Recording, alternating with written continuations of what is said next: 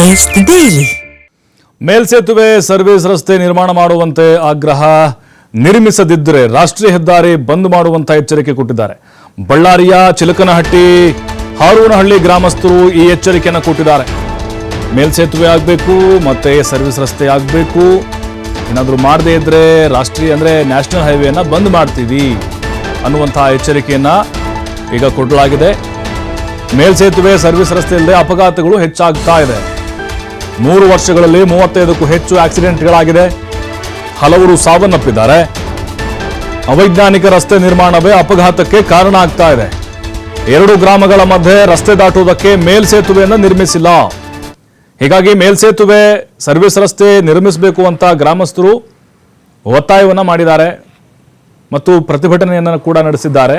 ಮುಂದಿನ ದಿನಗಳಲ್ಲಿ national highway ಕೂಡ ಬಂದ್ ಮಾಡ್ತೀವಿ ಅಂತ ಒತ್ತಾಯಿಸಿದ್ದಾರೆ. ಅಂದರೆ ಆ ಗ್ರಾಮಗಳ ನಡುವಿನ ಸಂಪರ್ಕ ರಸ್ತೆ ಏನಿದೆ ಅಲ್ವಾ, ಅಲ್ಲಿ ಸಂಪರ್ಕ ಕಲ್ಪಿಸಬೇಕು ಅಂತ ಹೇಳಿದ್ರೆ ಒಂದು ಮೇಲ್ಸೇತುವೆ ಆಗಬೇಕು.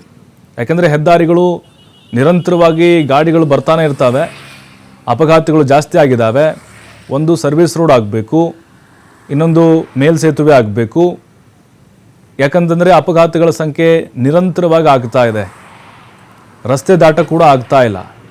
ಚಿಲಕನಹಟ್ಟಿ ಮತ್ತು ಹಾರೂನಹಳ್ಳಿ ಗ್ರಾಮಸ್ಥರು ಈಗ ಅಧಿಕಾರಿಗಳಿಗೆ ಎಚ್ಚರಿಕೆಯನ್ನು ಕೊಟ್ಟಿದ್ದಾರೆ.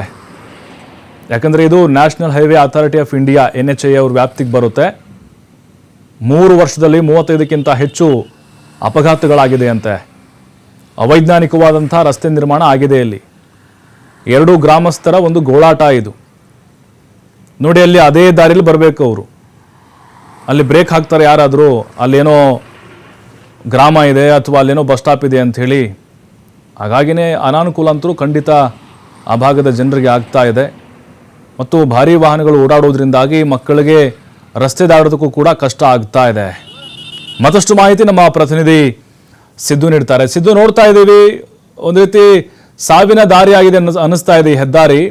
ಯಾವ ರೀತಿಯಾಗಿ ಅವರಿಗೆ ಜೀವ ಭಯ ಕಾಡ್ತಾ ಇದೆ ಮತ್ತು ಯಾವ ರೀತಿ ಎಚ್ಚರಿಕೆಯನ್ನು ಕೊಟ್ಟಿದ್ದಾರೆ, ಮುಂದಿನ ಹೋರಾಟ ಹೇಗಿರುತ್ತಂತೆ?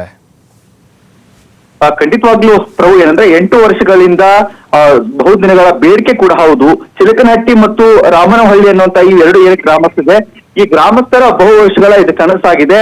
ಸರ್ವಿಸ್ ರಸ್ತೆ ಮೇಲ್ಸೇತುವೆ ಇಲ್ಲದೆ ಇರುವುದಾಗಿ ಸಾಕಷ್ಟು ಕೂಡ ಇಲ್ಲಿ ಅಪಘಾತಗಳು ಆಗ್ತಾನೆ ಇದಾವೆ. ಆದ್ರೆ ಇದರ ಬಗ್ಗೆ ಅಧಿಕಾರಿಗಳು ಮಾತ್ರ ತಲೆ ಕೆಡಿಸ್ಕೊಳ್ತಾ ಇಲ್ಲ. ಜೀವಕ್ಕೆ ಯಾವುದು ಬೆಲೆ ಇಲ್ವಾ ಅನ್ನುವಂಥದ್ದು ಪ್ರಶ್ನೆ ಇಲ್ಲಿ ಜನರಿಗೆ ಸಾಕಷ್ಟು ಮೂಡ್ತಾ ಇದೆ. ಕಳೆದ 3 ವರ್ಷದ ಅವಧಿಯಲ್ಲಿ 35ಕ್ಕೂ ಹೆಚ್ಚು ಅಪಘಾತಗಳು ಕೂಡ ಆಗಿವೆ. ಅದರಲ್ಲೂ ಕೂಡ ಸಾಕಷ್ಟು ಜನರು ಬೈಕ್ ಅಪಘಾತದಲ್ಲಿ ಆಗಿರ್ಬೋದು ಮೃತಪಟ್ಟಿದ್ದಾರೆ ಅಂತ ಹೇಳ್ಬಿಟ್ಟು ಮಾಹಿತಿಯನ್ನ ಕೂಡ ಈಗ ನಮ್ಗೆ ಲಭ್ಯವಾಗಿದ್ದು, ಇದು ರಾಷ್ಟ್ರೀಯ ಹೆದ್ದಾರಿ ಪ್ರಾಧಿಕಾರದ ಅವೈಜ್ಞಾನಿಕ ರಸ್ತೆ ಇಲ್ಲಿ ನಿರ್ಮಾಣ ಮಾಡಲಾಗಿದೆ ಅಂತ ಹೇಳ್ಬಿಟ್ಟು ಸ್ಥಳೀಯ ಸಾರ್ವಜನಿಕರು ಮತ್ತು ಸವಾರರು ಕೂಡ ಆರೋಪವನ್ನ ಸಹ ಮಾಡ್ತಾ ಇದ್ದಾರೆ. ಈ 2 ಚಿಲಕನಹಟ್ಟಿ ಮತ್ತು ಹಾರೂನಹಳ್ಳಿ ಏನಿದೆ, ಈ 2 ರಸ್ತೆ ಇದೇ ಮುಖಾಂತರ ಈ 2 ಊರಿಗೆ ಹೋಗುವಂತದ್ದು ಕೂಡ ಇದೆ. ಈ ಸಂದರ್ಭದಲ್ಲಿ ಸಾಕಷ್ಟು ಈ ದಾಟ್ಕೊಂಡು ಹೋಗ್ಬೇಕಾದ್ರೆ ರಸ್ತೆಯನ್ನ ದಾಟ್ಕೊಂಡು ಹೋಗುವಂತ ಸಂದರ್ಭದಲ್ಲೇ ಈ ರೀತಿಯಾದಂತಹ ಅಪಘಾತಗಳು ಕೂಡ ಆಗ್ತಾ ಇದೆ ಅಂತ ಕೂಡ ಇದೆ. ಈ ಹಿಂದೆ ಹೆದ್ದಾರಿ ಬಂದ್ ಮಾಡಿ ಸಾಕಷ್ಟು ತಹಸೀಲ್ದಾರ್ ಬಂದಿದ್ರು, AC ಅವರು ಸಹ ಬಂದಿದ್ರು. ನಿಮ್ಮ ಬೇಡಿಕೆಯನ್ನು ಆದಷ್ಟು ಬೇಗನೆ ಈಡೇರಿಸ್ತೀವಿ ಅಂತ ಹೇಳಿ ಹೋಗಿರುವಂತಹ ಅಧಿಕಾರಿಗಳು ಸಹ ಇದುವರೆಗೂ ಕೂಡ ಯಾವುದೇ ರೀತಿ ಈಗ ಈ ಕೆಲಸಕ್ಕೆ ಕೂಡ ಮುಂದಾಗಿಲ್ಲ. ಈಗಲೂ ಸಹ ದಿನನಿತ್ಯ ಸಾಕಷ್ಟು ಬೈಕ್ ಸವಾರರು, ವಾಹನ ಸವಾರರು ತಮ್ಮ ಪ್ರಾಣವನ್ನ ಇಲ್ಲಿ ಕೈಯಲ್ಲಿ ಹಿಡ್ಕೊಂಡು ಸಂಚಾರ ಮಾಡುವಂತ ಪರಿಸ್ಥಿತಿ ಕೂಡ ನಿರ್ಮಾಣವಾಗಿದೆ. ಈ ಅಪಘಾತಗಳ ಆದಂತಹ ಸಂದರ್ಭದಲ್ಲಿ ಅತಿ ಹೆಚ್ಚಾಗಿ ಈ ಗ್ರಾಮಸ್ಥರೇ ಸಾವನ್ನಪ್ತಾ ಇರುವಂತದ್ದು. ಅಂದ್ರೆ 2 ಊರು ಹಾರೂನಹಳ್ಳಿ ಮತ್ತು ಚಿಲಕನಹಟ್ಟಿ ಅನ್ನುವಂತ ಈ 2 ಗ್ರಾಮ ಏನಿದೆ, ಈ 2 ಗ್ರಾಮದ ಜನರು ಇದೇ ಮುಖ್ಯ ರಸ್ತೆಯ ಮುಖಾಂತರ ಹೋಗ್ಬೇಕಾಗತ್ತೆ. ಸರ್ವಿಸ್ ರಸ್ತೆಯನ್ನ ದಾಟ್ಕೊಂಡು ಹೋಗ್ಬೇಕಾದಂತಹ ಸಂದರ್ಭದಲ್ಲಿ ಆ ಹೈವೇ ಇರೋದ್ರಾಗಿ ಸಾಕಷ್ಟು ವಾಹನಗಳು ಸಹ ಬರ್ತಾ ಇರ್ತವೆ. ಬ್ರೇಕ್ ಹಾಕದೆ ಅಂತ ಸಂದರ್ಭದಲ್ಲಿ, ಬ್ರೇಕ್ ನಿಲ್ದೇ ಇದ್ದ ಸಂದರ್ಭದಲ್ಲಿ ಹೋಗಿ ಈ ರೀತಿಯಾದಂತಹ ಅಪಘಾತಗಳು ಕೂಡ ಆಗ್ತಾ ಇದೆ. ನಾವಂತರೂ ಸಾಕಷ್ಟು ಹೋರಾಟ ಮಾಡ್ತಾನೆ ಇದೀವಿ, ಆದ್ರೆ ಅಧಿಕಾರಿಗಳು ಮಾತ್ರ ಇದ್ರ ಬಗ್ಗೆ ಗಮನ ಹರಿಸ್ತಾ ಇಲ್ಲ.